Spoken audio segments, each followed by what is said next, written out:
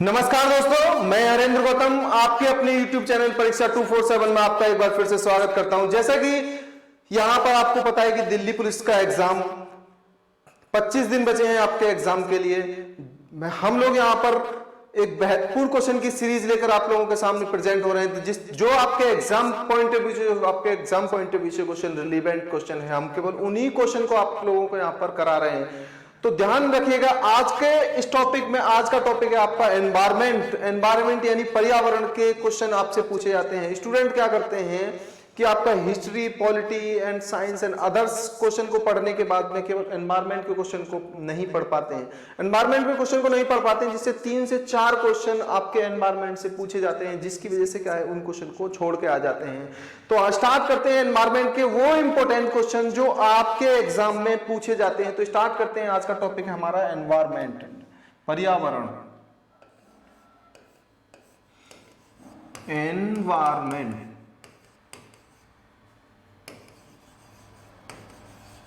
जिसे हिंदी में बोलते हैं पर्यावरण। पर्यावरण बेसिकली क्या होता है, सबसे पहले आपको ये चीज पता होना चाहिए कि हमारे पर्यावरण यानी हमारे आवरण में उपस्थित, हमारे आवरण में जो भी उपस्थित होते हैं, जल मंडल और भूमंडल दोनों के मिलने से हमारा पर्यावरण का निर्माण होता है। हमारे वायुमंडल में विभिन्न प्रकार की गैसेस का मिश्रण पाया जाता है, नाइट्रोजन का 78%। ये सब चीजें आपने पढ़ चुके होंगे, तो इन सब चीजों के बारे में हम ज्यादा नहीं देखेंगे। जो आपके एग्जाम पॉइंट ऑफ व्यू से रिलीवेंट क्वेश्चन है, मैं केवल उन्हीं चीजों को आप लोगों को यहाँ पर डिस्कस करूंगा केवल। तो स्टार्ट करते हैं हमारे एक एक क्वेश्चन को। तो आज का पहला क्वेश्चन है आपका, हम बात कर रहे हैं यहां पर पर्यावरण को हम पढ़ेंगे क्वेश्चन की सीरीज के अकॉर्डिंग और प्लस कंसेप्ट बनाकर। तो हम क्वेश्चन को भी टैकल करेंगे। सबसे पहला क्वेश्चन बनता है आपका, क्वेश्चन ये बनता है विश्व पर्यावरण दिवस। ये सबसे पहला क्वेश्चन एग्जाम में ये बनता है, विश्व पर्यावरण कब मनाया जाता है? मनाया जाता है आपका 5 जून को विश्व पर्यावरण दिवस मनाया जाता है, 5 जून को। तो इसके पॉइंट ऑफ व्यू से आपको यह भी पता होना चाहिए पर्यावरण के एवं वन मंत्री कौन है, पर्यावरण एवं फॉरेस्ट वन मंत्री कौन है, जिनका नाम है मंत्री प्रकाश जावड़ेकर जी। प्रकाश जावड़ेकर जी हैं आपके एनवायरमेंट एंड फॉरेस्ट मिनिस्टर। कौन है? प्रकाश जावड़ेकर जी। तो ये चीज भी आपको पता होना चाहिए। तो अब इसी के लिए हमारे जो पर्यावरण में उनको संरक्षित करने के लिए, पर्यावरण से प्रदूषण से अलग हमारे पेड़ पौधे, उनको संरक्षित करने के लिए कुछ नियम बनाए गए। तो सबसे पहला जो पर्यावरण संरक्षण अधिनियम लागू किया गया था, वो नियम 1986 में। 1986 में क्या किया गया था? 1986 में पर्यावरण से संबंधित आपके अधिनियम बनाए गए थे, शिक्षा से संबंधित अधिनियम बनाए गए थे। तो 3 अधिनियम जो लाए गए थे, याद रखिएगा क्वेश्चन यहां से ये बनता है। सबसे पहला पर्यावरण संरक्षण अधिनियम 1986 में, शिक्षा नीति बनाई गई थी, दूसरी शिक्षा नीति बनाई गई थी, वो भी शिक्षा नीति बनाई गई थी, वो भी आपकी 1986 में बनाई गई थी। उद्योग नीति भी इसी समय पर बनाई गई थी, उद्योग नीति भी 1986 में। तो 3 नीतियों पर काम किया गया था 1986 में। तो पर्यावरण के ऊपर, क्योंकि आपका उद्योगों से निकलने वाला धुआं अदर से आपका पर्यावरण को नुकसान होता था, जिसकी वजह से क्या है, एक अधिनियम बनाया था, उसको बोलते हैं पर्यावरण संरक्षण अधिनियम। अब ये लागू कब किया गया था? अब ये लागू किया गया था कि जिस तरह से हमारे वन आवरण क्षेत्र पर, जिस तरह से हमारे वन क्षेत्र और वन आवरण क्षेत्र पर प्रदूषण ज्यादा होता है, तो उसके नियमों को लागू किया गया था। वो लागू किया गया था, ये क्वेश्चन भी पूछ लिया था, 1987 में लागू किया गया था। क्वेश्चन क्या बनेगा आपसे? पहली वन रिपोर्ट, वनों की रिपोर्ट क्या होती है कि वनों की रिपोर्ट होती है कि आपके देश में या फिर किसी विशेष भाग में जो वनों का क्षेत्रफल और जो कुल वन हमारे पेड़ पौधे उगाए जाते हैं, वन से बोलते हैं वृक्षा आवरण, कुल वन प्लस वृक्ष आवरण दोनों के लिए कुछ नियम बनाए गए थे। उन नियमों को लागू किया गया था 1987 में। देख लेते हैं हम कौन से होते हैं आपके वृक्ष आवरण और वन आवरण।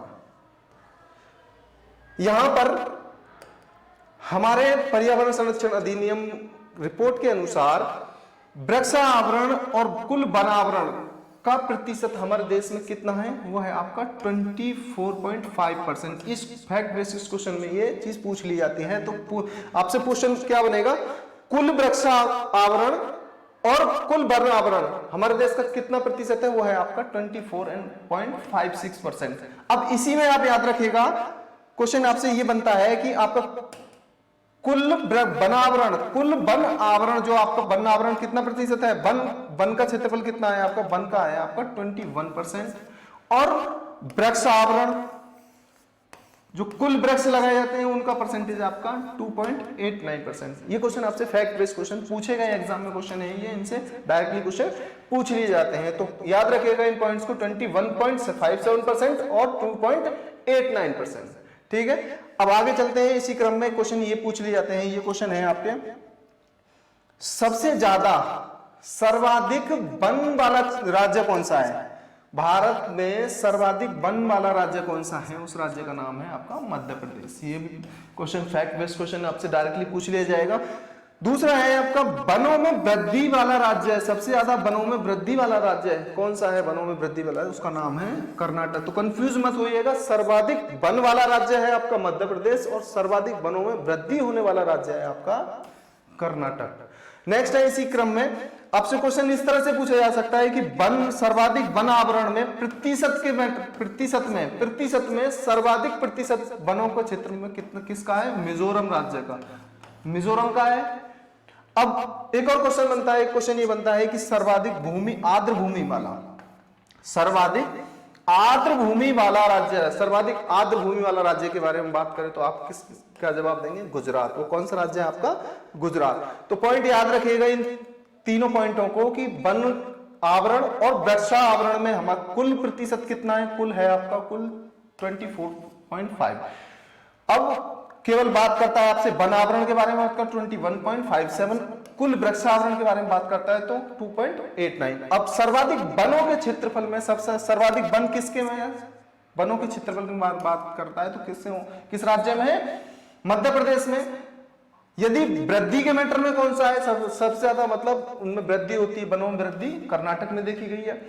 सर्वाधिक प्रतिशत के बारे में बात करता है तो कौन सा राज्य है, मिजोरम है। आर्द्र भूमि, सर्वाधिक आर्द्र भूमि के वाला राज्य है आपका, वो है आपका गुजरात। ये क्वेश्चन किसी ना किसी एग्जाम में पूछे गए सारे के सारे क्वेश्चन हैं, इनको याद करिएगा। एनवायरमेंट में इन क्वेश्चन को पूछा जाता है। नेक्स्ट हम आगे चलते हैं। आगे क्वेश्चन क्या कहता है, ये क्वेश्चन भी काफी इंपॉर्टेंट है कि भारतीय वन्य जीव संरक्षण अधिनियम, भारतीय वन्य जीव संरक्षण अधिनियम। अब वनों के पर्यावरण के पॉइंट ऑफ व्यू से अब देखते हैं कि हमारे कुछ वन्य जीवों के बारे में, क्योंकि पर्यावरण हमारा मिलकर बना है, कुछ जीव जंतुओं से, पेड़ पौधों से मिलकर बना है। तो हम यहां पर बात कर रहे हैं जीवों के बारे में। जीव संरक्षण अधिनियम, पर्यावरण संरक्षण नियम 1986। अब जीव संरक्षण अधिनियम आपका बना था आपका 1972 में। ये भी एग्जाम में कई बार पूछा गया क्वेश्चन है।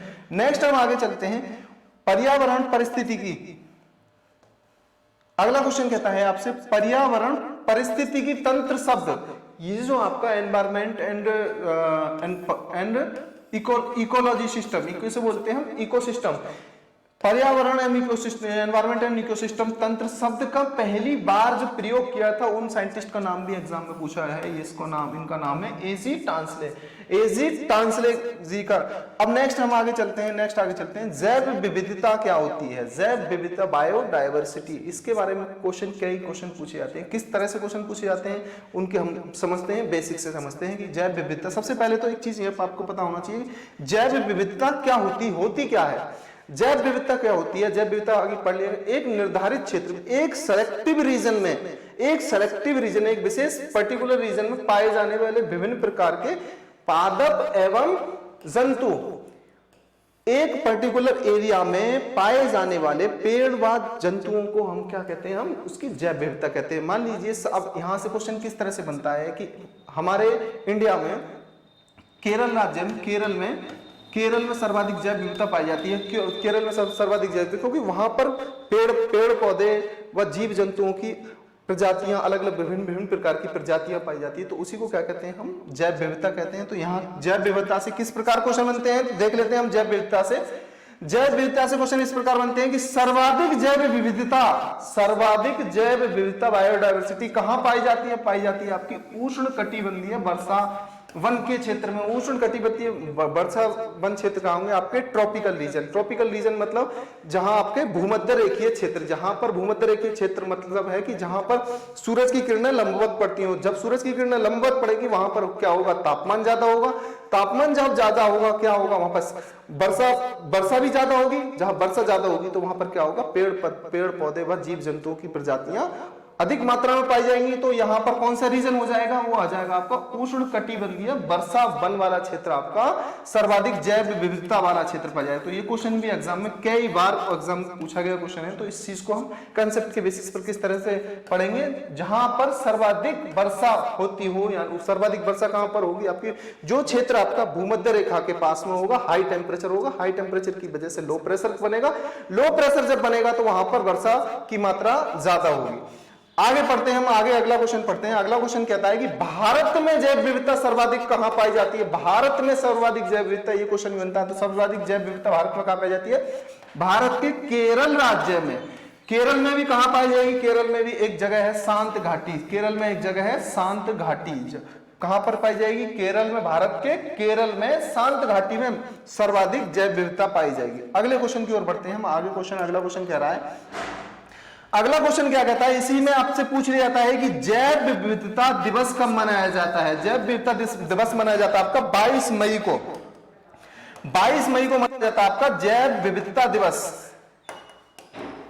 जैव विविधता दिवस कब मनाया जाएगा? आपका 22 मई को। नेक्स्ट हम आगे चलते हैं, अगले क्वेश्चन की ओर बढ़ते हैं। अगला क्वेश्चन क्या कहता है? अगला क्वेश्चन कहता है प्राकृतिक एवं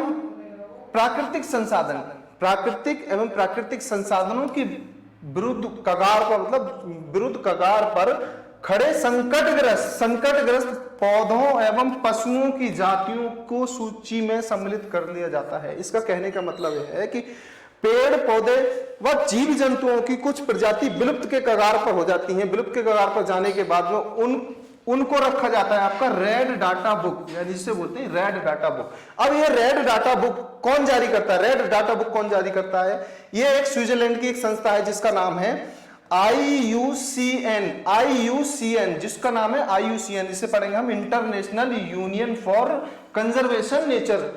IUCN की फुल फॉर्म भी आपसे एग्जाम में पूछ ली जाती है। IUCN की फुल फॉर्म है international union for conservation nature.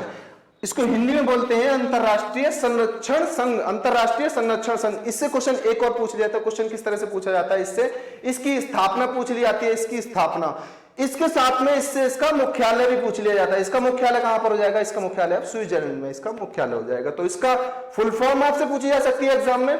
इस एग्जाम में किस तरह से पूछी जाएगी? International union for conservation. इसकी स्थापना कब हुई थी? इसकी स्थापना 1948 में इसकी स्थापना हुई थी। और इसका मुख्यालय भी आपसे पूछा जा सकता है। इसका मुख्यालय कहां पर है? इसका मुख्यालय है आपका स्विट्जरलैंड में।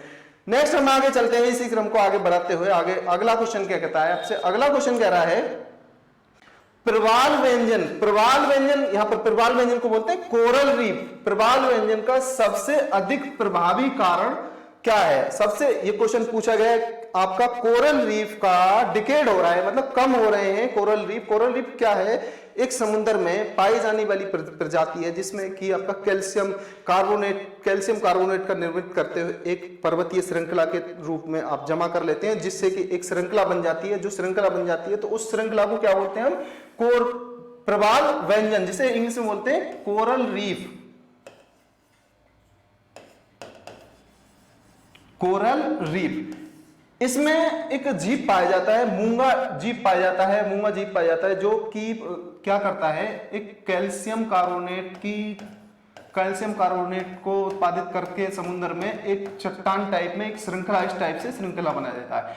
तो इससे क्वेश्चन ये भी बनता है, जब उस श्रृंखला बनाया जाता है तो विश्व में सबसे बड़ी श्रृंखला, सबसे बड़ी कोरल रीफ की विश्व में सबसे बड़ी श्रृंखला का नाम है ग्रेट बैरियर रीफ।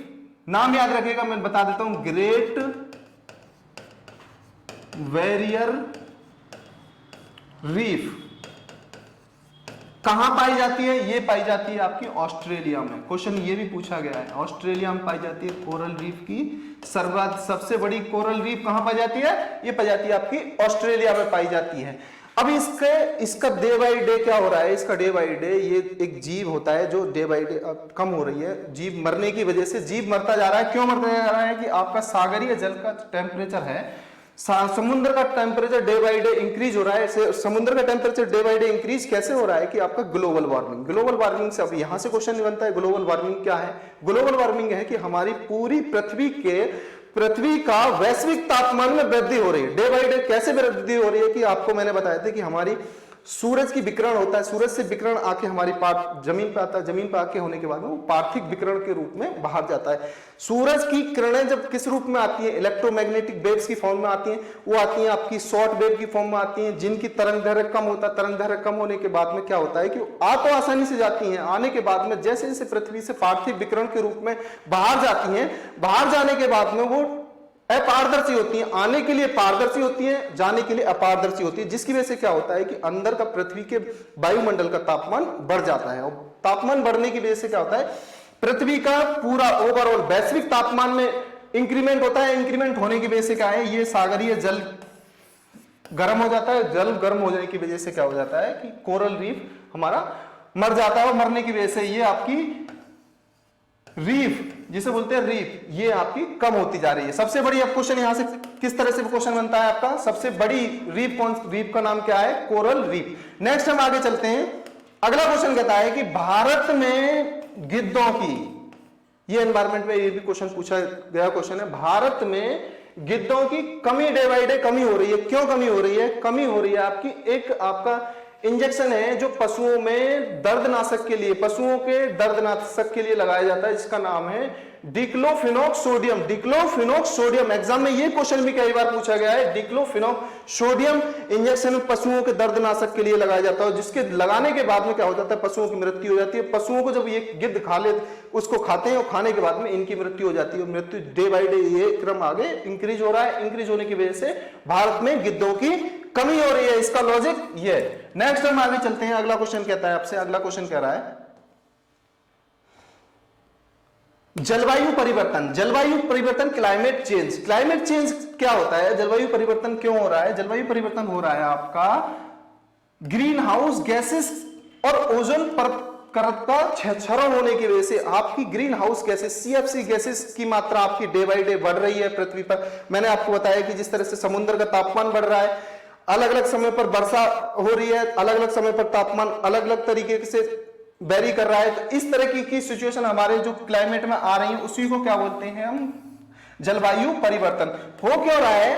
हो रहा है आपका ग्रीन हाउस गैसेस की मात्रा बढ़ रही है और ओजोन की, हमारी ओजोन परत की भी मात्रा घट रही है। ओजोन परत की आपने देखा होगा, आपका अटलांटिक महाद्वीप पर 20 किलोमीटर का एक क्षेत्र हो जाने की वजह से यहां पर ओजोन की परत में छिद्र हो जाने की वजह से क्या है? कि आपकी पराबैंगनी किरणें सूरज से निकलकर पराबैंगनी किरण सीधा डायरेक्ट हमारी पृथ्वी पर आ रही, तो उनकी वजह से, हमारी पृथ्वी पर आने की वजह से बहुत सारी चीजों, पशु जीव जंतुओं को नुकसान हो रहा था। अब यहां पर पढ़ लेते हैं हमारी ग्रीन हाउस गैसेस कौन कौन सी होती है। ग्रीन हाउस गैसेस के बारे में आपको पता होना चाहिए।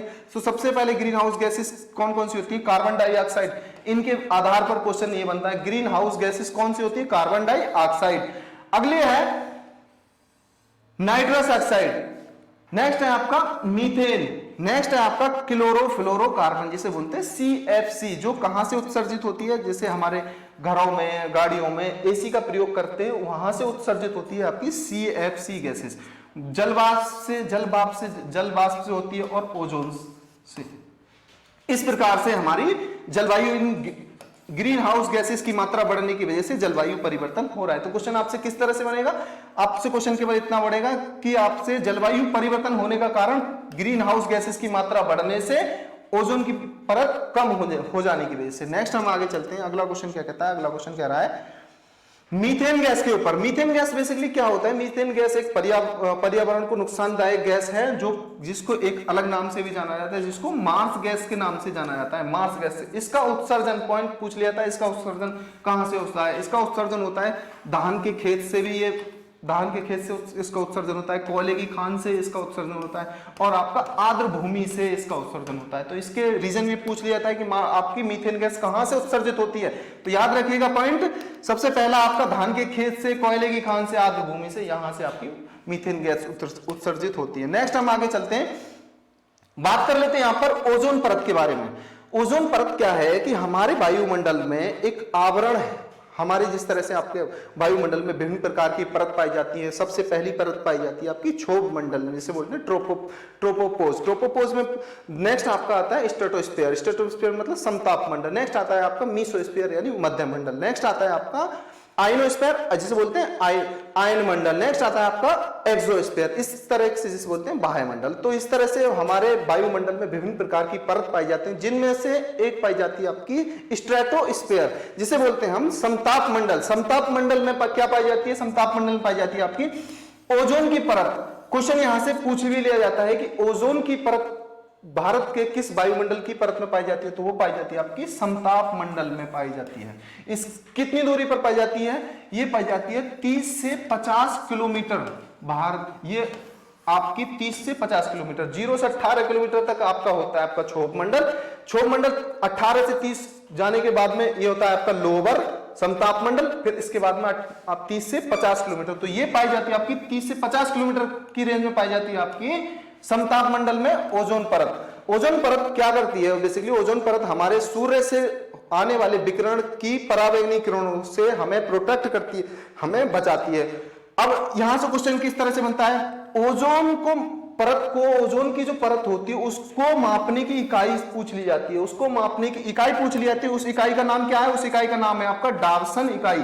याद रखिएगा दोस्तों, ये क्वेश्चन कई बार एग्जाम में पूछ लिया गया है। डावसन इकाई द्वारा, डावसन इकाई द्वारा ओजोन की परत को मापा जाता है। ओजोन की परत मापने का मेजर करने का इकाई है डावसन इकाई। नेक्स्ट आपका ये क्वेश्चन भी पूछ लिया गया है कि ओजोन दिवस कब मनाया जाता है। ओजोन दिवस मनाया जाता है आपका 16 सितंबर को ओजोन दिवस मनाया जाता है।